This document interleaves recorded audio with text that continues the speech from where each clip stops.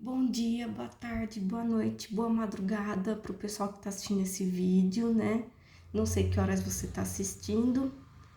E eu sou para mim, quem não me conhece, eu sou a doutora Marina Caroline, advogada inscrita na OAB São Paulo.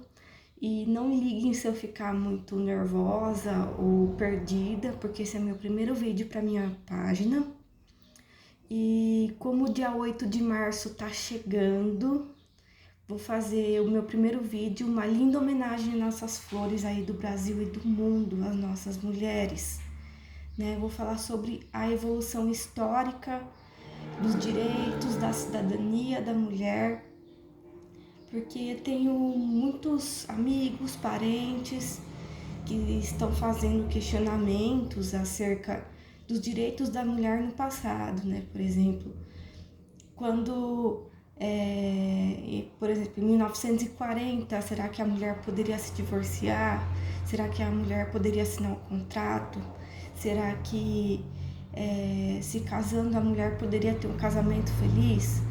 Né? Será que era assim antigamente? Então a gente vai fazer uma linha do tempo e explicar tudo isso para esclarecer e para fazer uma reflexão, né, sobre o quanto que a gente lutou até hoje, né, e perceber que nem tudo antigamente era melhor e que hoje é muito melhor para as mulheres em comparação com os anos anteriores e os séculos anteriores, tá? Bom, primeiramente vou falar sobre a Constituição Imperial de 1824. Foi o primeiro passo dado em relação aos direitos da mulher, direitos básicos, gente, básicos, porque até 1824 a mulher não tinha direito de estudar. Estudar é isso mesmo, estudar. A mulher poderia até fazer o primário, né? Segundo a Constituição, ela tinha o direito de fazer até a quarta série, né? Comparando com os dias de hoje. E ai, desculpa, gente.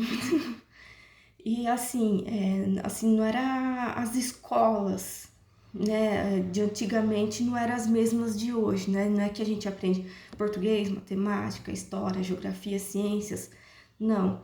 A mulher só aprendia o básico do básico nessa parte, e o resto ela tinha matérias de tarefas domésticas. Sim, elas aprendiam tarefas domésticas em plena escola, né? É um tanto quanto antiquado, mas vamos pensar. Em 1824. Então, assim, era um pensamento completamente pré-histórico. E com isso, elas não eram tão felizes no seu casamento, né? Dava para ver, por exemplo, os próprios nobres da época, né? Famílias nobres muitas vezes casavam um com o outro, né? A princesa não queria casar com o príncipe, muitas vezes era obrigada, né? Isso era normal na época. É lógico que é um absurdo, né? Muitas vezes meninas de 13, 14 anos casarem naquela época. É lógico que isso seria um absurdo hoje, né? Porque é casamento infantil, né? Mas naquela época era perfeitamente normal, né? E com isso elas viviam infelizes em seu casamento, né? Muitas vezes pro resto da vida, porque não tinha como separar. Eu acredito que nem o desquite tinha na época, né? Muito menos o divórcio, que o divórcio é algo muito recente, comparado a outras instituições jurídicas em relação a casamento. Agora vamos para o Código Civil de 1916. O Código de 1916 foi para mim, né, pelo menos para mim, não sei o resto do pessoal, um retrocesso, né? O jurista que fez o texto do Código Civil se chamava um jurista muito assim famoso, que a gente estudou na faculdade, ou com certeza já ouviu falar para quem estudou direito, que é o Clovis Bevilacqua. Esse Código Civil de 1916 colocava que as mulheres que se casavam eram consideradas relativamente incapazes, ou seja, não podiam assinar um contrato, qualquer contrato, um contrato de compra e venda, uma escritura pública ou até mesmo contratos de trabalho. Para isso, elas tinham que pedir consentimento do pai ou do marido para que pudessem trabalhar ou assinar determinado tipo de contrato. E mesmo sem a ciência da mulher, esses maridos ou pais poderiam revogar esse contrato, poderiam cancelar esse contrato mesmo sem o consentimento das esposas ou filhas. Além do mais, com a sociedade patriarcal que infelizmente, né, na época se fortaleceu, fez com que, se a mulher trabalhasse fora, seria um perigo para a instituição familiar tradicional, né? Então, é totalmente antiquado, né? Mas depois a gente tem uma conquista e tanto que muita gente conhece na Revolução Constitucionalista de 1932, que foi o sufrágio universal feminino, ou seja, direito ao voto. Mulher não podia votar, né? Mas graças a mulheres que revolucionaram a época, que protestaram, que deram seu sangue, né, seu suor, né, pelo direito, um simples direito de escolher os representantes do executivo ou do legislativo, conseguiram votar, o direito de voto, né? E foi uma grande conquista, né? Parece uma conquista assim, nossa, é uma coisa tão simples, né? Mas que pra gente foi um verdadeiro alívio, porque era um direito simples, né? Como ser humano, é um direito humano, né? O direito de votar. E com isso, com a Revolução de 32, essa questão do sufrágio feminino, fez com que a Constituição de 1934 pregasse pela primeira vez a igualdade entre homens e mulheres no Brasil. E isso foi uma conquista e tanto, tá? E cerca de 30 anos depois, 1962, é um tempo grande, veio o Estatuto da Mulher Casada. Só que tem um porém, somente as mulheres casadas que se casaram após a vigência da lei que tiveram esse direito previsto nesse Estatuto da Mulher Casada. O que prevê esse estatuto?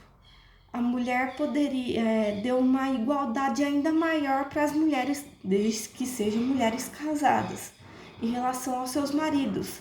Elas não precisavam mais do consentimento do pai ou do marido, no caso do marido, de acordo com o estatuto. E assim, para viajar, para assinar contrato, né, para trabalhar, para estudar. Então, elas não precisavam mais pedir consentimentos para o marido. Mas presta atenção, quem se casou antes de 1962 não adquiria esse direito. E assim, em 1977, instituiu-se uma coisa que hoje, né, até hoje, é polêmico e comum, né? Em 1977 instalou-se a Lei do Divórcio. A Lei do Divórcio, gente, só para uma ressalva, somente os homens, me corrijam, tá? Se os advogados, profissionais que estiverem aí, me corrijam se eu estiver errada, mas somente os homens poderiam pedir desquite contra as mulheres. As mulheres não podiam pedir desquite contra os homens.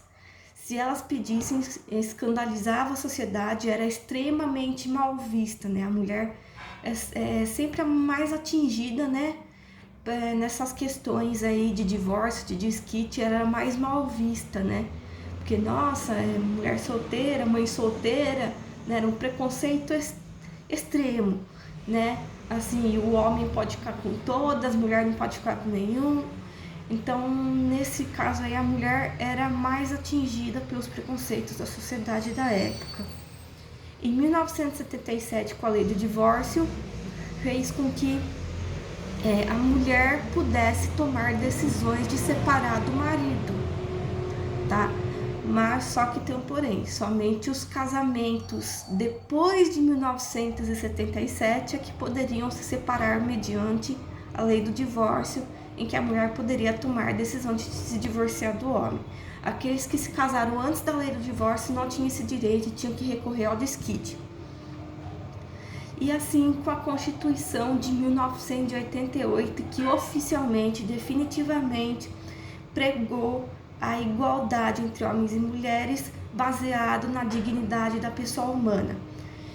Tinha uma instituição, antes de 1988, no Código de 1916, que se chamava Pater Familias, ou melhor, pátrio poder, ou seja, somente o homem poderia tomar as decisões da família. A mulher não podia falar nada, a mulher tinha que ser submissa, né? Ela não tinha direitos de tomar decisões pela família, né, junto com o homem. E a Constituição de 1988 quebrou esse paradigma e fez com que a mulher e o homem se equalizassem na questão da família. E a questão do pátrio poder acabou se dissolvendo com a Constituição. Aí veio o Código Civil de 2002, né? Porque vamos comparar, estava já muito ultrapassado, né? Código de 1916 e 2002 já a sociedade já tinha outro pensamento, né, sobre a imagem da família, sobre a imagem da mulher. E com isso, oficialmente, o poder familiar entre homens e mulheres se estabeleceu oficialmente, né? E se estabeleceu oficialmente também o divórcio, tá? Divórcio consensual, divórcio litigioso. E para se instalar o divórcio hoje, né, com o Código de 2002, só precisa estar casado. Esse é o único requisito. Então, fez com que a mulher conquistasse um poder de igualdade na sociedade, né? Para poder, ela não é mais relativamente incapaz, né? Ela já é tratada como um ser humano. E em 2006, para quem sabe ou para quem se lembra, tem a rainha aí de todas as leis em relação ao direito das mulheres, que é a Lei Maria da Penha. É uma lei recente, né? Vamos concordar, né?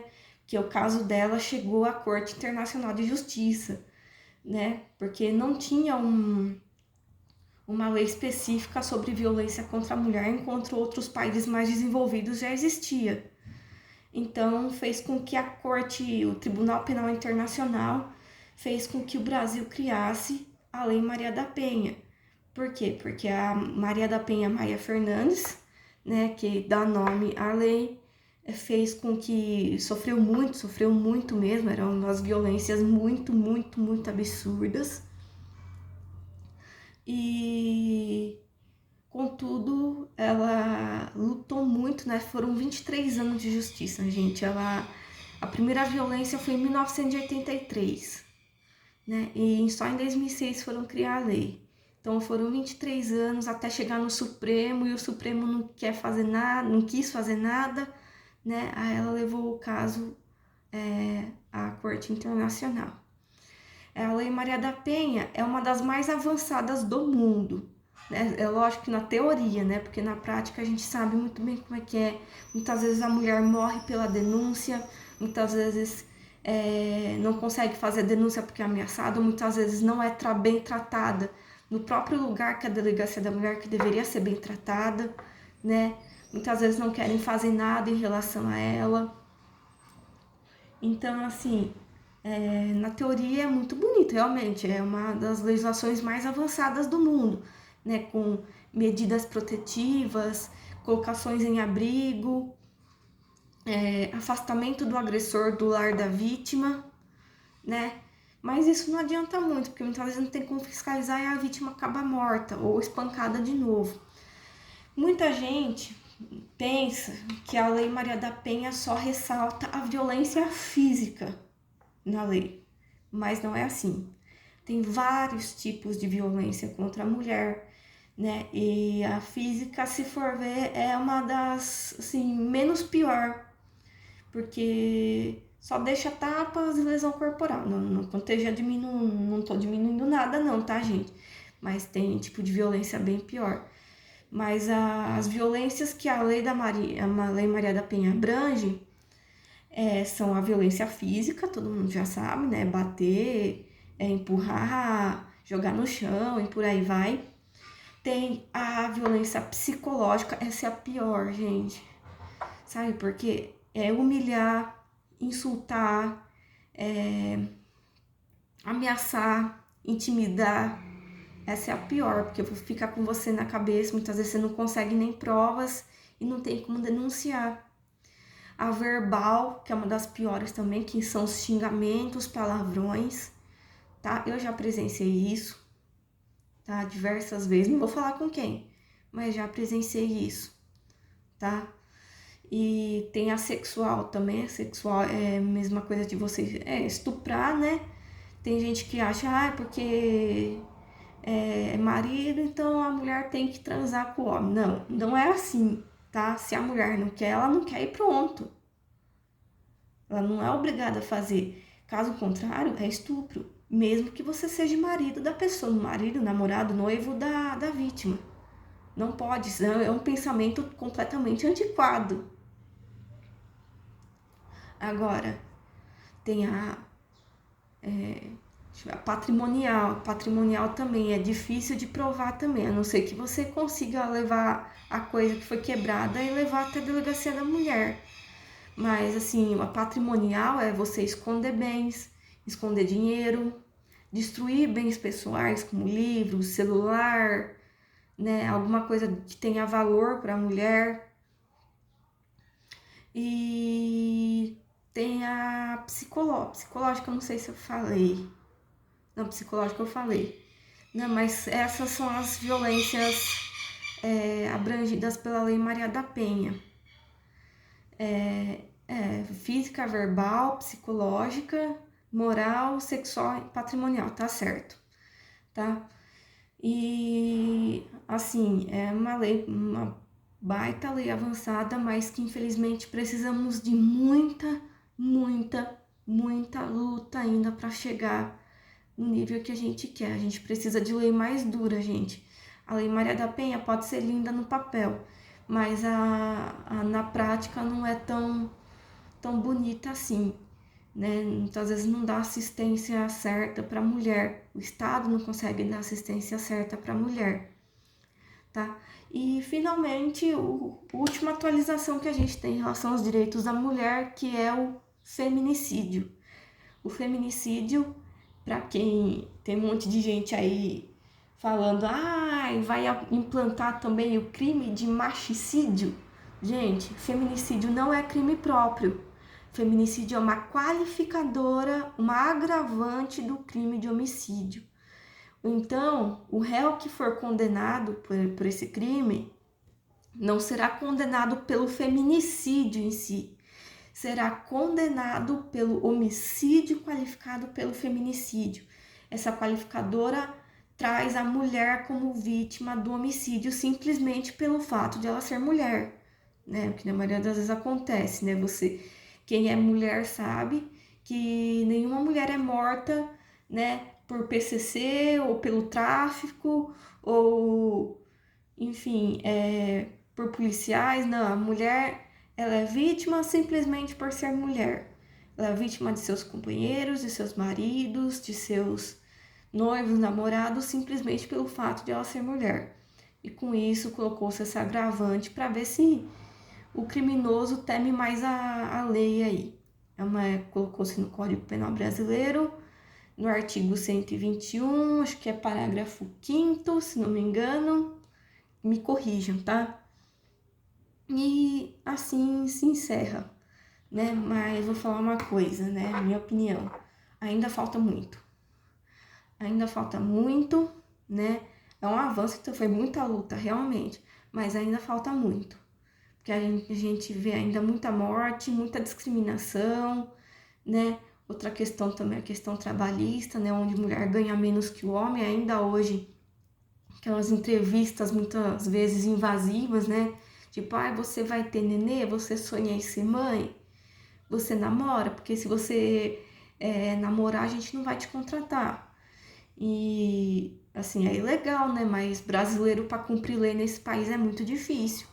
A lei trabalhista proíbe, mas não adianta, muitas vezes tem que ser um processo mesmo para ver se a empresa entra nos eixos. Então, gente, espero que vocês tenham gostado. Esse é meu primeiro vídeo, não liguem, desculpe qualquer coisa, né? Que eu tenha me embolado, ou se eu falei alguma coisa errada, me corrijam. Se você estiver no YouTube, dê seu like no canal Doutora Marina Veloso. Se você estiver no Facebook, dê um curtir, comenta, dá sugestão de vídeo. Eu vou querer muita sugestão, se o pessoal quiser colocar aí, né, que eu faço, né, dependendo do tanto de pedidos eu faço. Quem tiver no LinkedIn também pode curtir, comentar, tá? No Instagram também, sigam-me no Instagram, é mcarolineadv. Bom, eu fico por aqui. Até a próxima. Tchau, tchau!